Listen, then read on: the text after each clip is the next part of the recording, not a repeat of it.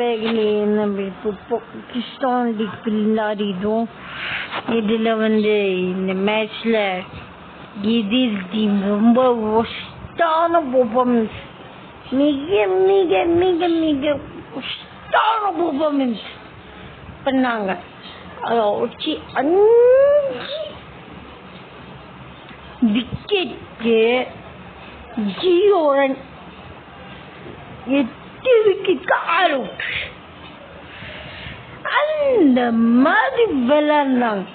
ஒரே ஒரு பவுண்டரி அடிச்சா தவிர எல்லாமே சொன்னாங்க. ஒரு 2 பால் 3 பால் பேஸ் பண்ண போயிட்டாங்க. போயிட்டாங்க. ஒன்னா விட்டா ரிப்பீட்டு, அந்த மாதிரி வந்தா சுட்டா ரிப்பீட் சொல்லுவாங்களே, அந்த மாதிரி ஒன்னா பேட் விளையாடுச்சுனா ரிப்பீட்டு, ஒன்னா பேட்டை விளையாடுச்சுனா விக்கெட் விட்டா ரிப்பீட்டு, ஒன்னா பேட்டை விளையாடுச்சுனா விக்கெட் விட்டா ரிப்பீட்டு. இந்த மாதிரி நின்றாங்க.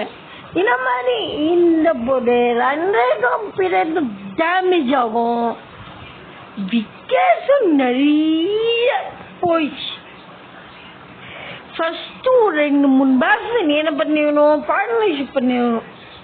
அதை பண்ணாம விட்டாரு. இந்த டீம் ஒரு தப்பு தான். இந்த டீம் ஈஸியா 2-3 பால்ல ஜெயிச்சிட்டாங்க. இந்த டீம் 3 பவுண்டரி தான் வச்சாங்க. இவங்க ஜெயிச்சாங்க 12 ரன். இவங்க அடிச்சது 8 ரன், நம்ம அடிச்சது 12 ரன். 8-12 இங்க இருக்கு. 4 ரன் வித்தியாசத்தில் 3 ரன் வித்தியாசத்துல இருக்காங்க இவங்க. ஸோ அதனால இப்போ என்ன ஆயிடுச்சுன்னா,